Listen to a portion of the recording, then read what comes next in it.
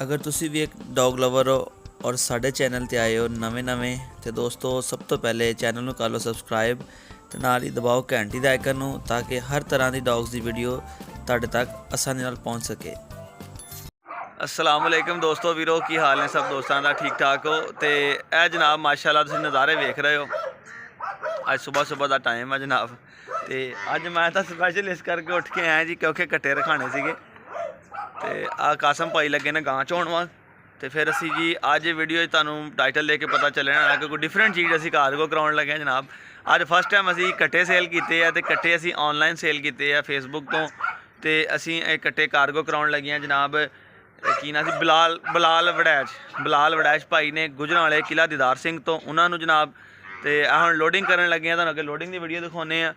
इस 5 जानवर उन्होंने सेल किए हैं, एक आ कट्टा, एक वो कट्टा, 2 एक आ भी कट्टा, 3 तो एक ए छोटी कट्टी 4 तो एक और कट्टी 5।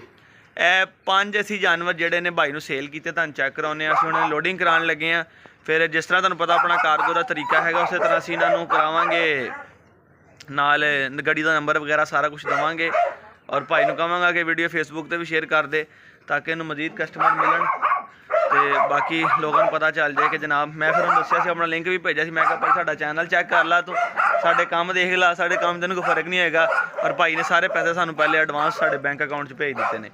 तो वीडियो एंड तक वेखो, जो दोस्त नवे ने लाइक कर दिओ, पंजाबी सब सबसक्राइब कर दिओ। ये तो वैसे अपना वीडियो बनाई आ कि देखो यह भी माशाल्लाह काम आप शुरू किया, रब ने बरकत पाई तो आप जनाब वाली ये भी इधरों सेल आउट कर देते हैं। तो अल्लाह खैर करे नेक्स्ट फिर होर को अच्छे जानवर लियावांगे भी नाल सेल करांगे। तो हुण चलते हैं वीडियो की तरफ तो लोडिंग करते हैं। गड्डी वाला आ गया जनाब जी दोस्तों। तो ऐदा जनाब साढ़े कट्टे माशाल्लाह चले ने किला दीदार सिंह बलाल वड़ैच भाई के डेरे ते दिन इतवार का सुबह जी माशाल्लाह। तो अज तरीक किन्नी 14 नवंबर है जनाब। तो माशाल्लाह जी 3 कट्टे तो 2 कट्टियां साढ़े चले ने बलाल वड़ैच भाई के डेरे ते किला दीदार सिंह। पिंड का नाम मैनूं भुल जाता वा, ठीक है। तो यह लगे सवेरे वेलियो कढ़न जनाब, दिन इतवार का। यह फेसबुक ते भाई ने लाए सी कट्टे। चल बाहर हो एक मिनट। ये जनाब बड़ी कर गए सी कट्टा। तो 5 जानवर ने, 3 कट्टे तो 2 कट्टियां जनाब। यह गड्डी तो लोड करन लगे हैं, लैके जा रहे हैं जी। अस्सलाम वालेकुम जी, की हाल है जी, ठीक ठाक हो? हाँ जी, जा ही रहे हैं जी, अल्लाह खैर करे। अज किला दीदार सिंह बलाल भाई दे डेरे ते जनाब। चलो चलो शाबाश।